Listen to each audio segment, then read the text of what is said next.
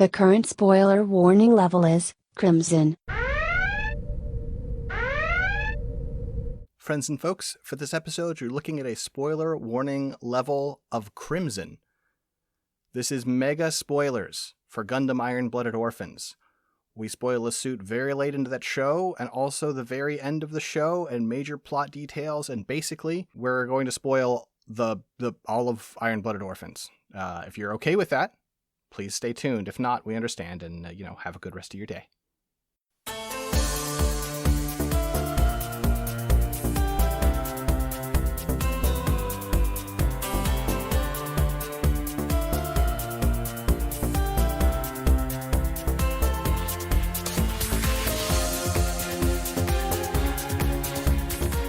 Hello, friends and folks, and welcome back to another episode of Mechanista and G, your home for the discussion of robots and their design. I'm Six Detmar. And I'm Dylan.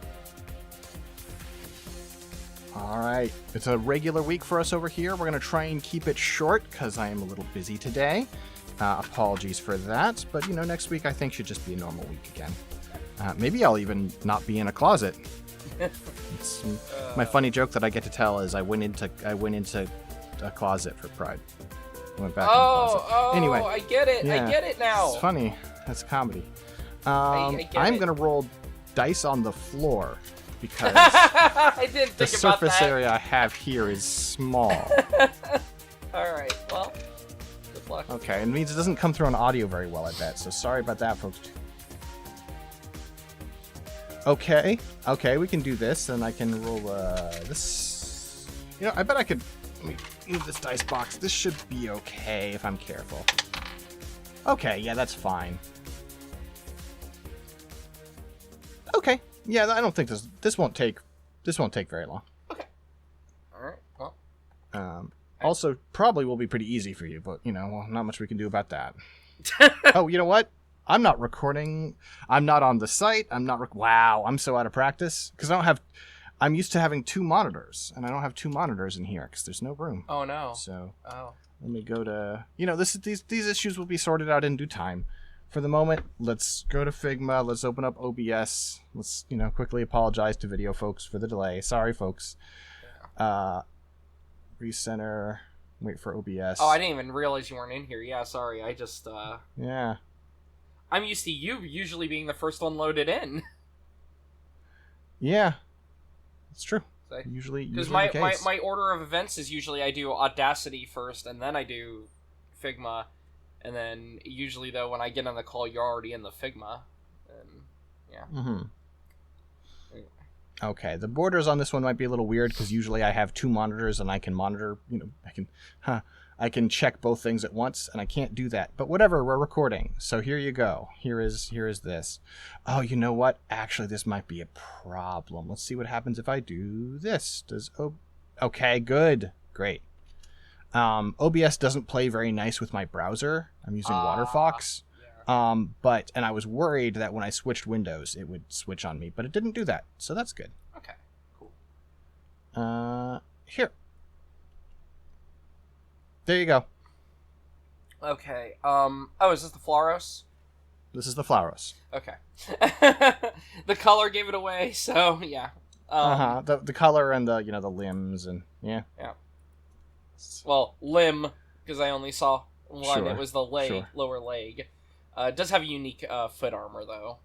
Yeah. There we are. There we go. There's the edge. All right. So the Flauros. This is the Flauros or the Ryusei-Go.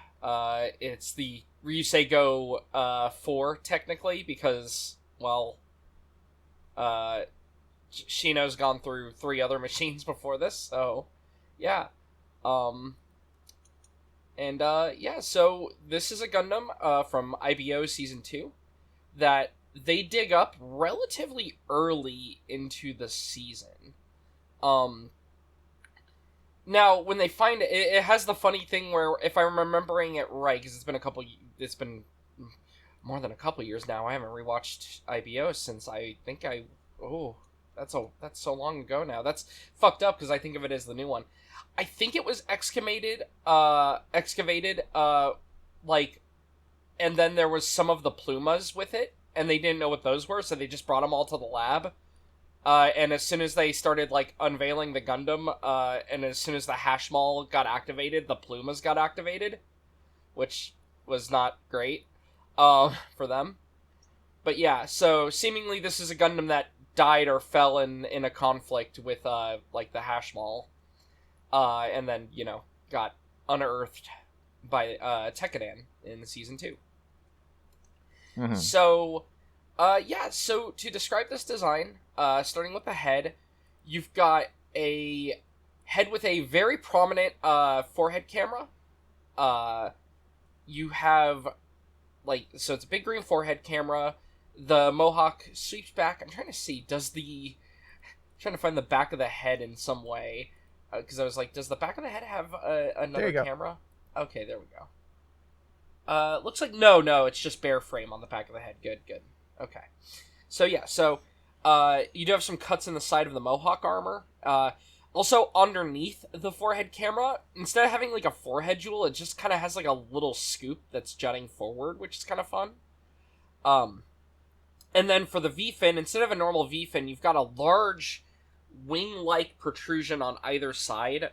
It even has, like, a little vent or something in the middle of it. Some kind of, deep cut. And then, on the ends of those, then, you have another, like, flat piece of armor swept backwards.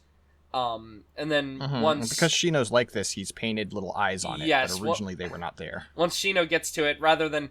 Even though this is a Gundam, so it has the two eyes, he paints... He paints two of the eyes that the other Ryusei-Go units tend to have, which is really funny. For the actual face itself, you have a white mask with two deep clefts running down the middle of it. The chin kind of, like, has two, like, thin wedges that are pushed into those cuts in the face there. You can see it a little better from the front angle if you're on the video. And then for the cheek armor, it's just pink armor going around the sides, pretty simple. And then the whole back of the head, though, the back half is mostly gray because it's just all Gundam frame, inner frame. Moving on to the torso. For the torso, you've got 3 sections, like a lot of, makes sense for the IBO designs, especially with the way the Gundam frames are. So you've got the midsection, which has some armor with 2 wedges separating it from the pectorals, and then some white armor below that. The white armor has 2 deep cuts, kind of mirroring the ones in the face. For the pectorals, they're just armor on top with, like, a little bit of a gap on the underside. And then the armor on the underside also has, like, 2 little square clefts in it. Very small ones, though, or not very deep ones, just to, serve as sort of decoration. And then where actually are the Ahab wave reactors? Believe they're on the insides of the chest, right? Because on the side pieces there, or are they in the middle? Yeah, because Gundam frame IBO. Give me 1 second. So I always assumed it was the big disc-like parts that are on the torso. Like when you look at this. So I always assumed it was the 2 big, these circular parts here, because... Sure. Well, the reason why is because we know that on the Greys, the Ahab reactor is on the back of it, and it is also... Now, it's a bit more covered on the Greys, but we know that they have these. Mm-hmm. And so just all these, like, rounded shapes being associated with the Ahab reactor kind of made me assume, like, it's just got 2 of them in there. So that makes sense. Yep. Anyway, then, as with IBO designs, the whole lower torso is pretty bare. You have some of the pistons, and then you have the spinal column going down into the waist. For the shoulders, you've got kind of vertically oriented shoulder armor, which is fun. They have vents along the front and back of them. The way the armor goes, so you've got, like, a front and back plate that are, like I said, more vertically oriented. They kind of end at not like a super pointy point, but like a little rounded point on the bottom of them. They're a bit thicker in the middle, and then where the vent is, they cut down and thin out towards the bottom on the front and back. They also have a panel line, like little tick mark on the front of them. They have a sort of hexagonal, like, long shape of armor in between the front and back plates. Like, it just happens to work out that the part holding the two plates is hexagonal, and, you know, they're on the lower faces of those. And then you have a bit of side shoulder armor coming out of the side that is more pink armor with, like, a little yellow piece on the underside of it. For the bicep, pretty similar to a lot of the Gundam frames, where it's just, like, the white armor covering the front of it. It looks like the back's actually covered on this one, too. Okay. So, full white armor going around the joint here, or around the bicep. For the joint is exposed. It's just like the disc joint that, you know, they all have, because Gundam frame. You've also got some exposed armor on the wrist area that has two visible cables. In between the joint and the cables, there's like a little square pink armor, and then the rest of the armor around the arm is just pink. It pinches a bit on the back of them, and then it has these attachments that are sort of shields, but also kind of like bucklers almost, like very small mounted shields that turn into like what I don't even the foot, but I don't know what you call that. It's kind of a stabilizer in this case because it's you know, just for pound. Well, because you can even see it's got like little spikes for pounding into the ground when it's shelling. So yeah, you've got like two little shields. They do have like little spikes at the end of them. They can be utilized as shields or possibly as an improvised melee weapon, or, you know, they are also used for the stabilizing. For the legs, you've got the crotch piece, which actually has a lot of armor on it. You've got like the top little downward arrow shape that they all tend to have at the top of the crotch piece. The armor is very much like a wedge that has a edge on the front of it going down. And then you have like two extra pieces of armor around this midsection, though, that pop out on the sides that are separate from the skirts. It's just extra thick armor around the, you know, like crotch area. Then you have the actual skirt armors, which are very minimal, just kind of not even reaching enough to protect the ball joint, really. They're just kind of there. A little bit of pink armor on the front, and then trying to see what it looks like on the back. Again, kind of hard with the all that's going on the back of the Flauros, unfortunately. But I'm just trying to see. I would have figured there would be a thing that would have the back cannons removed. Yes, okay, here we go. Okay, so the rear skirt also just is nondescript, it turns out. It's just a, you know, plate that's even less detailed than the front crotch one, and then two of the same skirt pieces on the back that have a bit more of a flat face on them, though that might just be the angle. So. Then for the thighs, you've got some white armor around them. Just kind of plain, very angular, very boxy. Protects around the front and back. It does stop a little bit above the joint, so you have a little bit of exposed joint there. Then you have visible joint. For the lower legs, tall knee parts that are kind of popped up and pointy. They cover the whole front of the joint there. They have several vents going down the sides of them. 3 like little yellow vent pieces on either side, which is really cool looking. Then you've just got like little leg. I presume these are still thrusters because they might not be open at the end. These might just be like little leg points that have like a gray piece of armor. Hard to tell. And then as you go down, though, more just pink covering for the lower leg and the frame there, very minimal. Does have an open area on the back. You can see a little bit of exposed frame there. Above that exposed frame, there's also some of the cables that the Gundam frames have there. So, yeah. And then moving on to the foot, it's just the circular piece that has the foot running through it. Does have armor over the front of the toe that has a big cleft in it. Just going straight down the middle. And it's kind of tall. Protects, like, the whole foot area there from the front. And then for the rear, the heel is basically fully exposed, but then it has a plate of armor on either side of it that just kind of pops up. Finally, the backpack. Now, we've got a very complex backpack mechanism going on here. So, for the backpack design, you know what? Here, I have a good way of showing all of it, because there are many parts of this, so for the video people, they will see this, and it allows me to describe it much more easily. So, there's the initial backpack piece, that is like a large cowl on the back, which funnily also has eyes painted on it, because this covers over the head. So there's a large cowl that has like some cables running on the underside, but it's mostly just pink armor, has more little clefts in it, and then on either side it's got like a little circular joint piece. These joint pieces have a large cannon put onto either of them. Then you have two...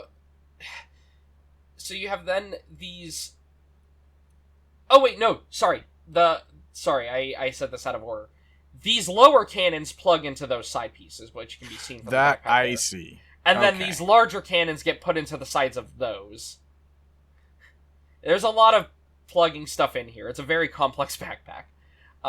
And then actually in between those two pieces that are added to the backpack, you also have this like big tail stabilizer piece. This is why I had to look up the rear skirt, because I was like, I'm pretty sure that's not part of the skirt. And yeah, it's not. It's part of the backpack. So you have this like really long, just like tail stabilizer, ends in a point. You have two lower cannons that are able to fold either under the arms or, oh wait, no, these are just the backs of these. Right, I forgot. Yeah, they just click in for shelling mode. I forgot. I was thinking it was these parts, but no, I don't remember what's going on with these guns. I mean, they're just separate guns. You can see them just pointed here. They're just attached to the back of... Okay, they're attached to the back of these parts here, it looks like. Right? Or no. I don't think they are. No. No, they're literally just extra guns. They're just guns. They're not attached to the mechanism. No, they're but just what guns. are they attached to on this? Because the arms aren't holding them. Well, but aren't they... You see on this, they're attached to the waist, aren't they? No. Oh, they're attached to the back. Okay, Yeah, they're I attached was to this right. Okay. joint here. They're attached to that. So, yeah, sorry, I thought... Yes, I misunderstood you. They are physically attached. They don't interact with the mechanism. No. That is the hard point. There's just a hard point on the outside. It's a very confusing... Yeah. So, you have the cowl. You have two joints that are connected to the cowl. You have this part that is connected in between those two parts, operating as like a weird tail stabilizer. You then have these parts attached to those. These parts have a gun. These barrels, these guns with these cannons with the barrels are sitting like on the top here. Like they're attached to the side also, but they're above these. You can kind of see it there. They're just kind of attached to the above. There's not like a visible mechanism for them to attach to, but I think they're only separated more just to show the parts rather than trying to show like the mechanical detail, if that makes sense. And then these plug into the back of those guns, because you can see them folded in there, these little parts here. Yeah. So basically you have a lot of things going on here with this backpack. Lots of parts connecting into one another. Essentially just so that it can have two large back cannons, and then these two like little side guns, and also in a way that makes them unobtrusive. Also forcing the Gundam frame to transform, because it's not a transforming mobile suit frame. So it's kind of just doing a very simple... To describe what it actually does, the legs rotate 180 degrees, and then just kind of, are folded so that, the knees are out, kind of making a fake quad leg there. The arms literally just are... They don't do any transformation, really. They're just forward with these shields planted down to operate as the sub-arms there. And this whole back mechanism folds over the top of it to imply more transformation going on, even though not really. It's just a Gundam essentially laying down with its waist backwards. Mm-hmm. And yeah, It's weird because it has, effectively it has two main mechanisms that are only useful in one mode or the other. It has these, cannon attachments, which presumably give it more artillery capability, but when it's in mobile suit mode, they're just hanging out. And then when it goes into, artillery mode, the little side guns become useless. Yeah, though I imagine you could have those flip forward still, because those are also on a joint there, so they could still be aiming, I guess. I guess that's probably true. Wow. And I don't know if they would have a remote trigger or not, but, Now, you wouldn't be able to stabilize them with the hands or anything. They would actually be more free-floating than these were, whereas these are, like, all plugged in on the back. These don't really have anything they would be on. But, I mean, I guess you're hopefully not going to be in shelling mode when melee happens, to be fair. Yeah. Because so, basically, on the back of it, it has a large pair of railguns. Now, these are technically illegal. Now, at first they just load them with conventional ammunition, which kind of skirts the line because they're not technically like the big Dynslave like spears that are loaded in them. But I mean, a railgun that fires a big spear is a Dynslave, which is, you know, the illegal thing. So it's illegal to beat us. Yeah, it's illegal to be able to hurt Gjallarhorn. They're quote unquote inhumane. So yeah. They just normally use conventional warheads. Shino calls them the galaxy cannons. Now, they do later engineer some Dynslaves for them, and it gets to fire one of them before, you know... Obviously, spoilers for the show, because, you know, gotta bring this up. It has one Dynslave left of, I don't know if they only made one or two, but anyway, he tries to fire it into the flagship with Rustle. It does not work out. It misses, because Julieta knocks it out of the side, or, like, knocks it from the side, which, you know, throws off the aim. It's firing from very far away, so even a little bit of a fucked up aim, obviously, you know, throws off the gun shell, so it scrapes the side of the ship rather than nailing it in the bridge there, which it was aiming for. It's not great for them. Yeah. Does not go great for Shino. But, yeah. So, very unfortunate. But, yeah, so it does have access to a railgun. And when I call them, like, big spears, I mean, when you see the size of the bullets, I mean, they look like that. Yeah, they are just big spears. It's like a big tungsten rod, basically. I don't know if they're actually made out of tungsten, but I feel like, to combine with the fact that they just kind of pierce through everything, they have to be made out of some kind of hyperdense material. I feel like tungsten's usually picked for its ability to handle heat. That's true, and I guess you don't have to generate heat with rail. But I thought tungsten was also really dense, right? It's not certainly not dense. I wonder if you don't have to worry about heat if there's a different pick. But also, I don't remember. Are they shooting from? Is it a space to space battle? Or, yeah, he's not shooting from the planet. No. He's shooting. That's in space. He's not Luck on Stratus over here. Here's the conventional warheads, which I think this implies that they have a sabot that ejects off of them. It does. So that's kind of fun.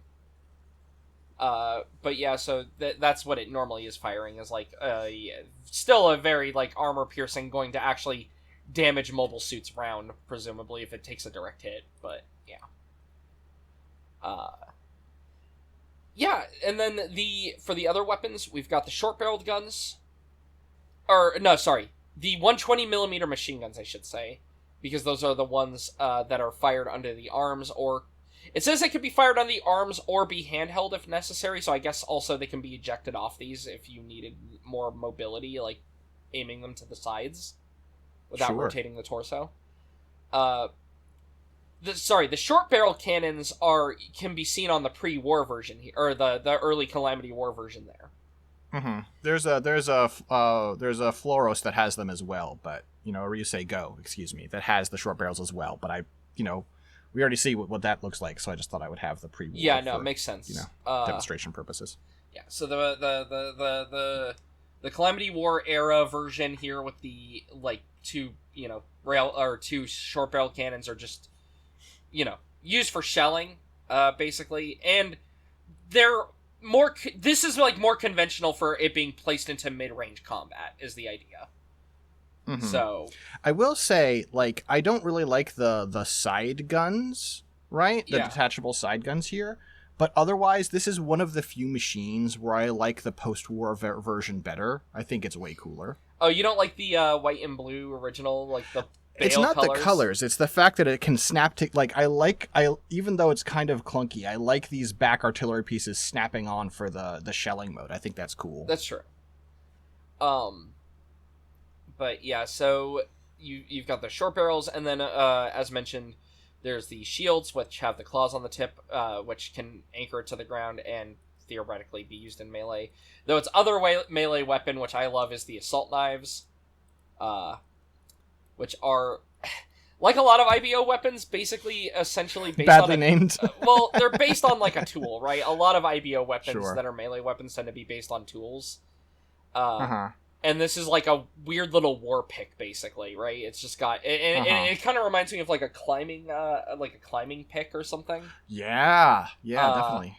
But yeah, it's essentially like a little makeshift war pick. As mentioned, it is more for speed than power with them. You just kind of are meant to stab them in the like hit them in the cockpit with that, basically, rather than smash the mobile suit. It's fine. I'm being a little too utilitarian brained here, but it's like you have a weapon with a straight edge, as though it's for cutting, but you positioned it for stabbing, and it feels like it's at cross purposes with itself. Mm-hmm. It is funny because looking at the model, it looks like the in 3D this ends up being a bit more like long and curved towards it. Still has a lot of Warpick vibes, but yeah. And when it's angled like that, it makes more sense as like an axe, basically, like a hatchet. Yeah. You swing. I mean, that's how you swing a pick into something. Is similar to an axe, I imagine. It's just rather than cutting it, you're poking it. And crucially, a pick isn't poking straight out in front of you. Yeah. Well, I mean, this isn't poking straight out, is it? It's not straight out, but it's not that much of an angle. Yeah, that's true. But yeah, so you have those, and then that's basically it. And then it has an AV system like all the other Gundam types. Mm-hmm. You can see here's the guns, by the way, for the 120mm machine gun. The grips are optional. So yeah, so theoretically it could still fire those like on the back or from wherever, because the grips are seemingly optional there. Gotcha. Yeah, so this machine is dug up, it is used, and it honestly goes bad like most of the times it uses. Now, the first time it's not Shino's fault. The first time it goes bad is because Eok fucks everything up. Because they're trying to using it to entrap the Hashmal, using the rail guns. To collapse the valley in a way. And it mostly would have gone better, but yeah, it still didn't go super great. Then it gets used in a couple other little conflicts. As you mentioned, it does switch to the short-barreled ones at first. And then finally you have the huge Aryan Rod battle where... what happens is first it gets damaged in the first place. Right, that's why it only has the one Dyne Slave, because...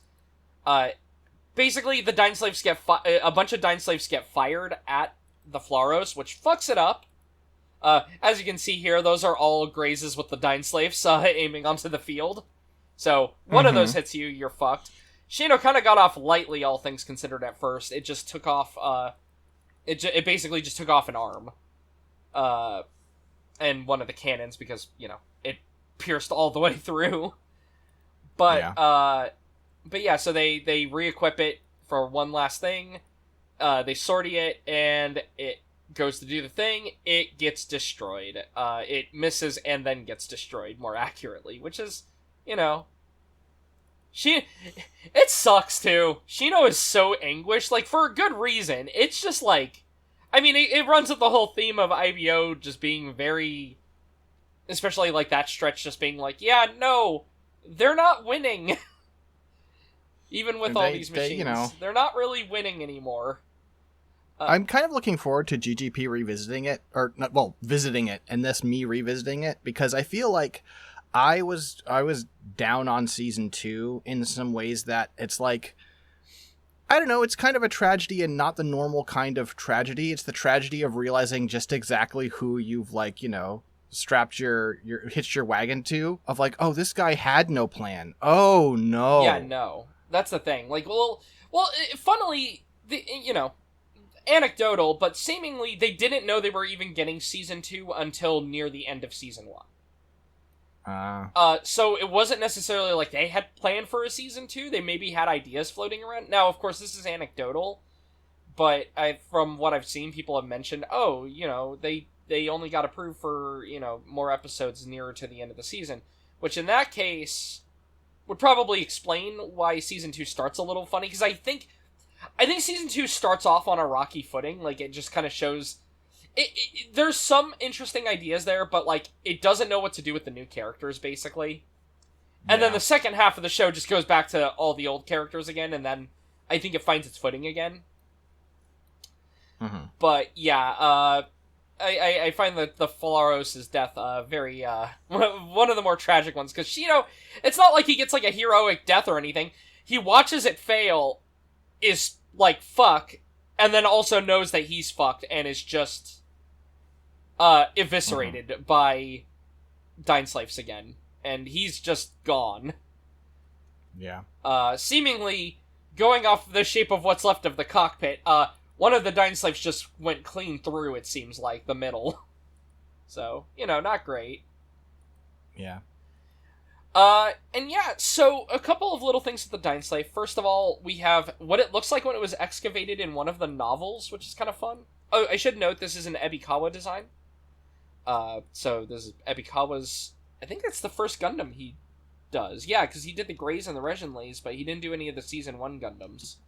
So... Oh, that's interesting. Yeah. It has the longer cannons. It doesn't seem to have the back attachment piece, but it does have the longer cannons. Oh, see, I assumed that the... Yeah, I don't know. Because one of these is long and one of these is... This is clearly a longer cannon. Yeah, maybe they reproduced it based on what they found. But I don't know for sure. Yeah. Funnily, so this is that illustration. Ebikawa did his own illustration of what it looks like when it should be found. Here for the pre-war one. It is in the white colors in the show too, funnily. You can see it there when they dig it up. Mm-hmm. The actual screenshots versus Ebikawa's, like, art here. So, yep. Yeah, I like it, like, dying, like, grabbing, like, this foe that it died with. That's fucking cool. Yeah. Yep, seemingly just it ended in a draw and then got overgrown by Martian dirt. Yeah, that's sick. And yeah, so we have a couple of early things I can show real quick. First of all, let's just look at the Flauros. This is technically a draft, I think, still, but it's pretty close to the final, and it's just nice seeing the Ebikawa art. You can see some differences, like if you look at the feet, they're actually, the frame is cleft with the way that the armor goes. I think they didn't do that on the final, because that would involve modifying the actual inner frame, which would be, probably a bit of a pain. The waist piece is way more 00. Yeah, having the bigger piece there. But otherwise, a lot of it, though, is pretty similar. You can see also the shield has a different design. Bigger claws on the arms there on the underside. And little white at the back tips. Feels almost more 00 than IBO, right? Because it's not, like, thick industrial in the same way. Interestingly, there's not as much of the cleft motif going on. With, like, you don't have it on the torso there, or... Mm-hmm. Well, I guess you still have it on the foot, but yeah, it's just interesting. Though the face mask also looks like it might not have the detail on it. It looks like it might be flat. So... I mean, you wonder at what point in the design they got the decree that it was, like, the armor is more like clothing, and there's a body with a skeleton underneath, right? Like, the Gundam frame is harder than the armor it's wearing. Yeah. A thing that I think is really fun is this is clearly planned for Shino. He puts the eyes, though, on the mohawk area that's unpainted there, originally. Mm-hmm. And then I'm glad they did this with the the eyes at the ends of the horns. I think it looks better. But it is funny that you can see that it has the eye painted there, though, on the mohawk. Mm-hmm. So that it seemingly was always decided to be Shino's, going off the color and the eye and everything. some other details about this design. So early on, the earliest draft of it was still quadrupedal, has a very different head. This head feels almost reminds me of like the Gremory or something. Oh yeah. It also looks like it might. I'm wondering if that piece being separate like that, if that's just like a big camera, because it's Ebikawa, and I don't know, he's getting off of 00, and while he wasn't the designer for like the lock-on suits, that's just what it reminds me of, is like the lock-on suits though when I see that. Though it might also just be a big armor piece, who knows. But it always had the railguns, had this quadrupedal mode. Now he was thinking of different ways of doing it. There's one where it's like just kneeling here, like the way a person would. And then there's the one that kind of is close to the final, though it looks like this one has like an extra like transformation on the middle of the leg that the final one didn't have, because on the final it just is bent, backwards, whereas here it's doing a zigzag, like there's 3 joints there. A thing that I do think is interesting is I don't see any sign of those, like the side guns are clearly on the mobile suit mode. On the like artillery mode, they seem to be gone. Yeah. Then there's the second draft, which is probably the most interesting, because this one drops being an artillery suit entirely. This seems to be a weird melee raptor, is how I could describe it. Oh, weird. Which is funny that this is the second. You would have assumed this is the first, but this is actually the second draft. And yeah, so the legs do reverse, and then the backpack is a mixture of... it looks like the backpack is like... basically, like, the hood goes over the head still, but then these are, like, legs on the cannon slots. And they pull down and, the feet plug into them. Yeah, it kind of goes goes into, like, sort of like a mantis kind of look. Yeah, and then it's got the 2 shields on the arms, so those still probably operate as melee weapons. It's just interesting, because it's like, this would not... I feel like this is no longer an artillery mode. This is just, like, some weird... I like it. Yeah. It's cool. It's interesting. I think I like it okay. If I like it okay as a draft, I think as a finished product, I would be like, this needs more work. It feels to me kind of like you can imagine them telling Ebikawa, like, no, it needs to be weirder, and then he produces this, and like, sorry, too weird. Yeah. For the pre-war version, we also have a couple of little drafts by him. So it seems like it's him trying to figure out what colors it should be. He obviously knew about the white. But it seems like he always had the white and blue in mind. It's just how he wants it put on the design. Funnily, even though the final one doesn't use these, it also uses different shields that have claws, so it can do the thing. And they rejected the mantis it again. thing. You're right. I'm really sad because I think that looks so cool there. It's really cool. It's ridiculous. You know what it's giving cool. to me, it's giving Gundam Belphegor. Belphegor. Do I know that one? From the X side story stuff. The one that's like the weird mix of it's an Ishigaki design that's like a mix of the Versago and Ashtaron. Technically, yes. Yeah, it's doing the it has the arms doing the a mix. It's doing the Versago thing, but I don't think the Versago ever weaponizes the claws like that all that often. It usually just uses them to grab the ground and not slide back when firing the big cannon. But yeah, that's what this one reminds me of when I see the arm there. Also funny, given that, now that I think about it, is Belphegor an Ars Gotia demon? No, it is not. Okay. I had to check, because it would be funny, because then you would have to deal with 2 Gundam Belphegors, but no. Unlike Barbatos, which does have 2, but... I really like the image of it, like, peeking out from behind its mantis claw shields. Yeah, that one's great. I love that bit. And then, it looks like also, I don't know what this idea is here. I think this is a different shield design, because you can see, I think this stuff is all for the right half, and then you have the left half here, which has a different only a left arm shield, but it's like a big complex one. And then it has a single cannon, and then it's using the other one as a mount for the pick. And then it's just using one of those guns as a rifle. Yeah, it feels way more of a generalist. Yeah. And then, for just a couple more of these, this is hitting... I think this basically is the final here, especially because it's depicted with the short barrel cannons and everything, and the colors are in the right places now. So this is basically the final of him doing these. And trying to see if there's anything else really fun here. Oh, now, again, they don't really go with this in the show, but I do like this transformation scheme he draws here with, I assume this is with this is a draft for it still, because, you can see it's got the split feet again, but the idea is it would jump into place and, like, transform while jumping.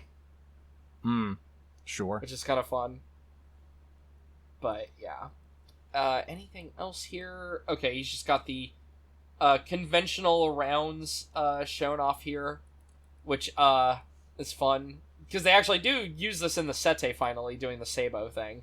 I do like that it shows that it drills in, detonates, and explodes, though, which is why the tip looks like that. Uh-huh.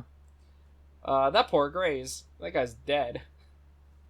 Oh, it even shows how it's loaded in there, like the shape of the barrels. Oh, yeah, like a revolver. Yeah. That's kind of fun.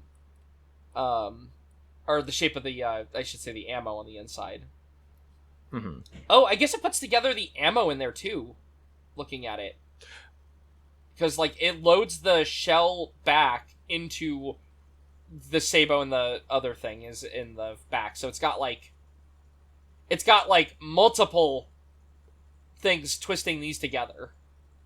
Right. I feel like I want to talk to him about how this works. Well, I assume that's why it has the ABC, because you can see these are different shapes. Mm-hmm. So I think C C would be, or this A right here is the back, I think. Oh no, A is the drill thing. A is the tip. So that's gotta be... B is the back. So A gets moved around through just spring pressure, sort of like a cylindrical magazine. Then the B step is more like a revolver. Yeah, like a which those are in the back, middle it looks support like. part. Well, that's C. C is in the very back. Oh. But isn't that also the revolver there? Or... It's hard to tell the way... The problem is we see B and C here, and I'm like, wait a minute.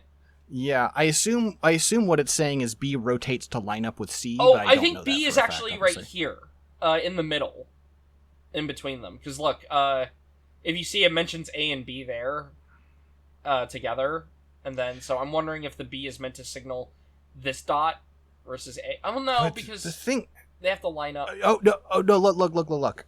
So A goes up and then comes over and gets pushed down. B does the same thing. But then what is the C? Behind it. I don't know. It's Abikawa drew something and didn't fully explain it properly. But it feels like C doesn't get disposed. C stays there. Oh, okay. A and B. Oh, does it only A gets loaded onto B and fires them off, but C is just like a chamber. Yeah, but I think it leaves the barrel with it there, going off that. Because it's not doing all that thrust in there. I can't tell. I don't know. Maybe... I don't know. I guess maybe it doesn't... Well, that would explain why I wouldn't need to reload C then. Mm-hmm.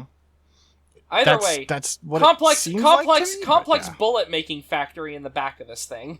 Which I guess that makes sense though, because a really long bullet is probably a little bit more unwieldy than just putting it together like this, and especially with the way this has to come apart, So.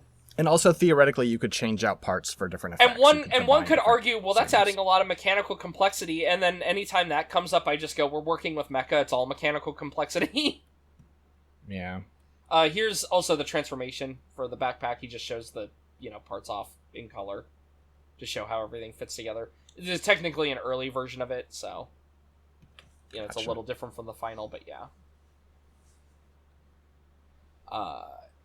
But yeah, lots of little extras there. And then that's it for the Flauros, though. I'm pretty sure that's everything. Let me see if there's any other little fun things to share, because if not, then probably just done. Yeah. It doesn't really it gets destroyed. And the pre-war version, this is one of those Gundam frames that is not completely different pre-war, Mm-hmm. With the Marcosius, it's oh yeah, that's worthy to do its own episode because there's just so much different. But here, I guess a couple of little things to show. One is the cockpit hatch. So this has kind of an interesting one. The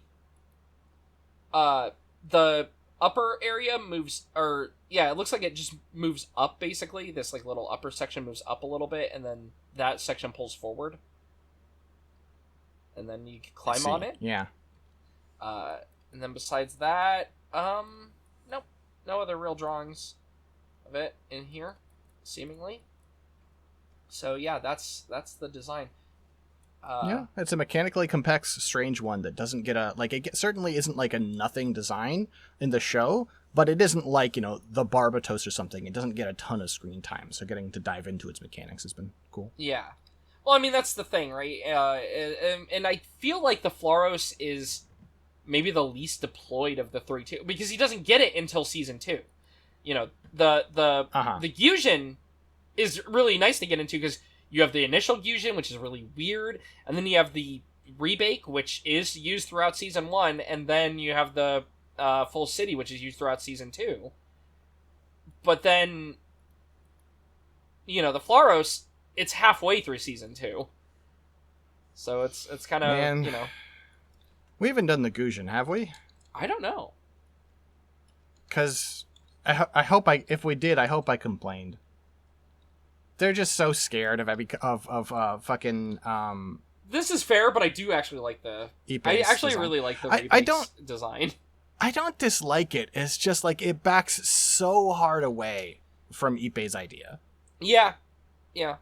No, we did not. It looks like we haven't talked about the Gyujin, so we'll have to do that at some point. I get it.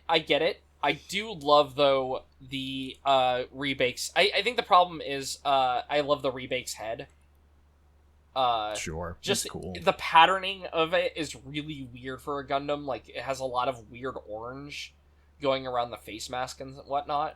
And I do like the way that it uses the parts of the original to, like on it still, like for the extra arms on the back and for the shield. I think that element's cool. But we'll talk about that on a Gyujin episode. We will. Which we'll probably get to at some point. Is it on our list there? It must be. It doesn't must be. It should be. Let me look. I have to change tabs. I'm sorry. Do that. Yes, it is. Okay, good. Yeah, so that's it for hopefully by the time of our next episode I'll have a normal setup again, and then this will be less annoying to do. So, 6. Oh wait, sorry, one last Flauros to show everyone. There we go.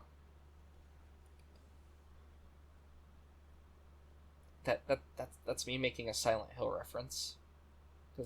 Okay. Because the Flauros is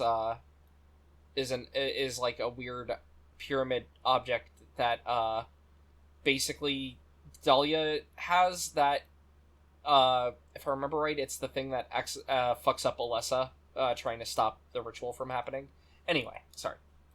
But given to Harry, and Harry doesn't know because Harry doesn't know what's going on, which is most of Silent Hill 1. Anyway.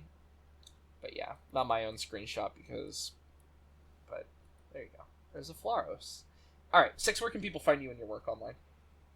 You can find me on Blue Sky, 6.scanlinemedia.com. You can find all my work at scanlinemedia.com or patreon.com/scanlinemedia. We would really appreciate your support. And of course, you can chat with us over on the Scanline Media Discord. There's a link down in the show notes unless you're on YouTube. Dylan, what about you? You can find me over on Blue Sky at Low Poly Robot, where I post robots and usually games I'm playing. I started going through Metal Saga again. And I also played through I played through Metal Max Returns again also. Which has been fun. Those games are fun. The usual problem of a JRPG where it's like, okay, I like showing some stuff, but also the game is so text heavy that I don't want to just be posting only like giant conversations, So it's like, well. But I'm having a good time playing it. And then also me lusting after the Metal Robot Spirits K-Har, because God, I want that machine so bad. Very expensive, but yeah. Have you seen it? I have. It's pretty cool. Yeah, it's real good. Alright, well, with that.